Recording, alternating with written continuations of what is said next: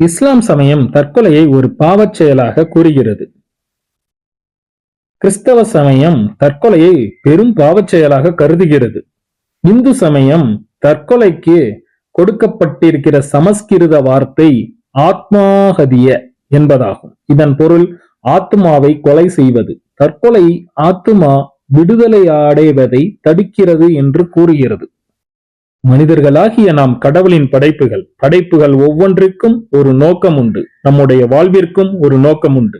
நம் வாழ்வில் சந்திக்கிற படுதோல்விகள், ஏமாற்றங்கள், அவமானங்கள், வீழ்ச்சிகள் வாழ்வின் நோக்கத்தை சிதைத்துவிடக் கூடாது. மன உறுதியோடு இருந்து நம் வாழ்வை காத்துக்கொள்ள வேண்டும். தற்கொலை கடவுளின் நோக்கத்திற்கு முற்றிலும் எதிரானது. வரலாற்றின் பக்கங்கள் புரட்டும் போது புயலாக வந்த தடைகளையும் சோதனைகளையும் யார் தைரியமாக எதிர்கொண்டு சந்திக்கிறார்களோ அவர்கள்தான் வரலாற்றில் இடம் பிடிக்கிறார்கள். போட்டியிலும் தோற்றாலும் ஓட்டப்பந்தயத்தில் ஓடுபவன்தான் வெளியில் நின்று வேடிக்கை பார்ப்பவனை விட, விமர்சிப்பவனை விட மேலானவன். எதுவும் வரட்டும், வாழ்ந்தே தீர்வோம் என்ற மன உறுதி இருந்தால் தற்கொலை எண்ணம் நம் மனதை எட்டி கூட பார்க்காது. வெற்றியின் பாதை அதிவேக நவீன பாதை அல்ல, அது கரடு முரடான மலைப்பாதை. வாழ்க்கை என்பதை இடறுவதும் சரிவதும் தாங்க. இதை ஒருவர் உணர்ந்து உள்ளத்தை வலுப்படுத்திக் கொண்டால் எத்தகைய சூழ்நிலையையும் எளிதாக மேற்கொள்ள முடியும். இதை உணர தவறும் போது என்றோ ஒரு நாள் வரவேண்டிய மரணத்தை தற்கொலை என்ற பெயரில் வரவழைத்துக் கொள்கிறான் மனிதன். இன்று நம்ம பரவலா கேட்கக்கூடிய வார்த்தை ஸ்ட்ரெஸ்.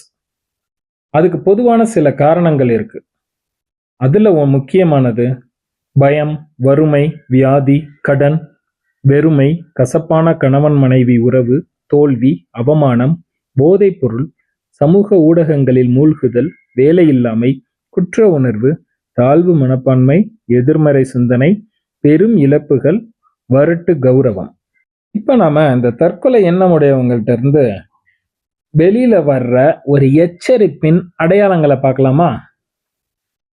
நல்லா ஞாபகம் வச்சுக்கோங்க. இது நம்மளை சுத்தி இருக்கிறவங்க எந்த விதத்துலனாலும் நம்ம கிட்ட தெரியப்படுத்தலாம். அடிக்கடி அவங்க கிட்ட அவங்க சொல்லிக்கிட்டே இருப்பாங்க இந்த வார்த்தைய. நான் சாக போறேன், எனக்கு வாழவே பிடிக்கல அப்படின்னு யாராவது உங்ககிட்ட சொல்லிட்டே இருந்தாங்கன்னா அவங்க கிட்ட நீங்க ஜாக்கிரதையா இருக்கணும். இதனால நம்ம பல உயிர்களை காப்பாற்ற முடியுங்க. ஆமா, கடவுள் மனிதன் ரூபத்துலதான் ஹெல்ப் பண்ணுவாரு. ஸோ ஒரு மனிதனுக்கு நீங்க ஹெல்ப் பண்றீங்கன்னா நீங்க அந்த மனிதனுக்கு ஹெல்ப் பண்ணல, அவனுக்குள்ள இருக்கிற ஒரு இறைத்தன்மை அந்த கடவுளுக்கு ஹெல்ப் பண்றீங்க. அதுக்கு முக்கியமான அடையாளங்கள் என்னன்னா, உற்சாகம் இழந்து காணப்படுவாங்க.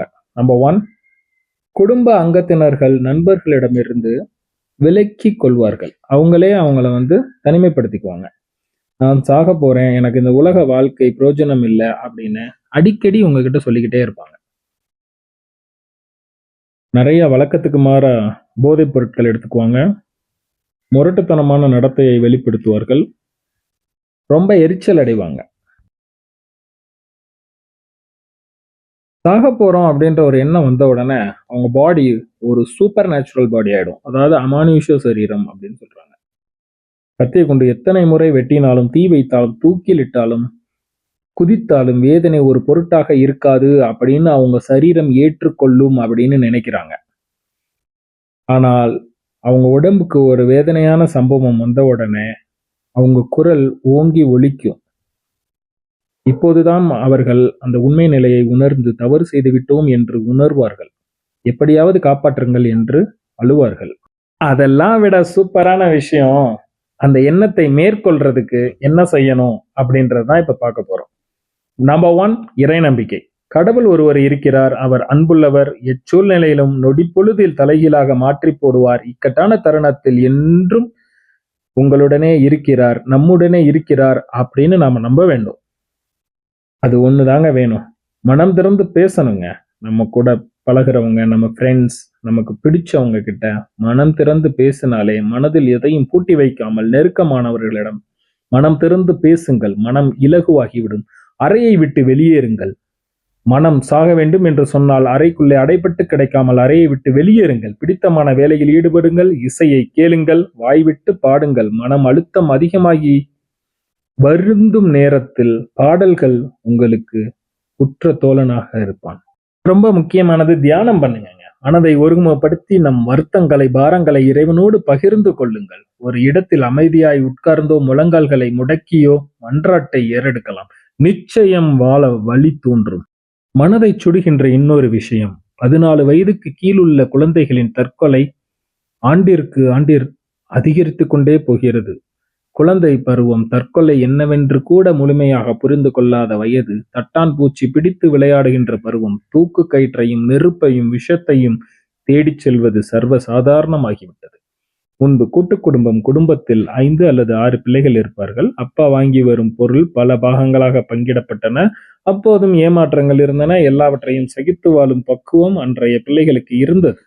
கோபம் வந்தால் அழுவார்கள், சாப்பிட மறுப்பார்கள், எதையாவது போட்டு உடைப்பார்கள். ஆனால் இன்றைய பிள்ளைகளின் நிலை அப்படி அல்ல. விபரீத முடிவை எடுக்கிறார்கள். பெற்றோர் மிக விழிப்பாய் இருந்து கீழ்கண்ட காரியங்களை கவனம் செலுத்தினால் குழந்தைகளின் தற்கொலையை தடுக்கலாம். பிள்ளைகளின் சிறு நடவடிக்கைகளை கூட கூர்ந்து கவனிக்க வேண்டும். வாழ்வின் மாயைகளை அவர்களுடன் பேசியே உணர்த்த வேண்டும். முகநூல், இன்ஸ்டாகிராம், வாட்ஸ்அப், ட்விட்டர் போன்ற இணையத்தில் மாயையில் சிக்காதபடி கண்காணிப்பை தீவிரப்படுத்த வேண்டும். பிள்ளைகள் பாதைத்து வருவதாய் உணர்ந்தால் மென்மையான சொற்களால் அவர்களை திருத்த முயலுங்கள்.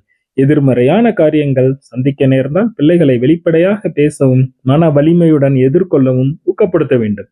உயிரின் மதிப்பு மற்றும் வாழ்க்கையின் அர்த்தத்தை வெளியிடங்களுக்கு சென்று அவர்களுக்கு புரிய வைக்க வேண்டும். குறிப்பாக அறநெறி கல்வியை பிள்ளைகளுக்கு கொடுத்தே ஆக வேண்டும். தேசிய குற்ற ஆவண கணக்கின்படி NCRB 2019 மட்டும் இந்தியாவில் 1,39,000 பேர் தற்கொலை செய்துள்ளார்கள். இதில் 67% பேர் வாலிப பிள்ளைகள். தற்கொலையில் முதல் இடத்தில் இருக்கும் மாநிலம் மகாராஷ்டிரா. 2019 மட்டும் 18,916 பேர் தற்கொலை செய்திருக்கிறார்கள். இரண்டாவதாக தமிழகத்தில் 13,493 பேர் தற்கொலை செய்திருக்கிறார்கள். குடும்பமாக தற்கொலை செய்வதில் தமிழகமே முதலிடத்தில் இருக்கிறது. அதேபோல் தற்கொலை செய்து கொண்டோர் எண்ணிக்கையில் சென்னை முதலிடத்தில் உள்ளது. 2018 2002 பேரும், 2019 2461 பேரும் தற்கொலை செய்துள்ளனர். எண்ணத்தை வென்று வாழ்வில் வெற்றி பெற்றவர்கள் அவர்கள் மாவீரர்கள் ஆனார்கள். குவாடன் பேல்ஸ், மனித வாழ்வு சில நேரங்களில் முரண்பட்டதாக தோன்றுகிறது. ஏன், எதற்கு இந்த உலகில் பிறந்தோம்? எத்தனை நாட்கள் அவமானங்களையும் கேலி கிண்டல்களையும் சுமந்து வாழ்வது என்று அநேகர் நிலை குலைந்து நிற்கிறார்கள். இச்சூழ்நிலை மேற்கொள்ள முடியும் என்பதற்கு குவாட்டன் பேலஸ் அப்படின்ற ஒருவருடைய வாழ்க்கை சரீரத்தை நீங்க பாருங்க. ராபின் உத்தப்பா, மனம் ஒரு குரங்கு. தியானத்தால் மனதை நெறிப்படுத்த முடியும். நம் மனதை குரங்காக்குவதும் கோயிலாக்குவதும் நம் கையில்தான் இருக்கிறது. குரங்காயிருந்த தன் மனதை கோயிலாக்கி கொண்டவர்தான் ராபின் உத்தப்பா. இன்று கடலில் மூழ்கி சாகிறவர்களை விட கடனில் மூழ்கி சாகிறவர்களே அதிகம் என்று தன் நூலில் இறை அன்பு குறிப்பிடுகிறார். கடன் வாங்கும்போது 100% நம்பிக்கை இருக்கிறது, திரும்பி செலுத்த முடியுமென்று தொழிலில் அல்லது வியாபாரத்தில் எதிர்பாராத வீழ்ச்சி. அவருடைய பெயர்தான் முருகன். முருகன் ஒரு பேக்கரி கடை உரிமையாளர். தமிழ்நாட்டில் உள்ள கடலூர் நகரில் பேக்கரி கடை நடத்தி வருபவர். இவ்வளவு ஏன், சுவிசேஷகர் தினகரன் என்றாலே இயேசு அழைக்கிறார், என் மக்களை கூவி அழைத்த அவருடைய காந்த குரல்தான் நம் ஞாபகத்திற்கு வரும். ஊழியத்தின் இயேசு அழைக்கிறார், ஊழியத்தின் ஸ்தாபகர். ஆச்சரியமான காரியம் என்னவென்றால், இவர் வாலிப பருவத்தில் தற்கொலைக்கு முயன்றவர்.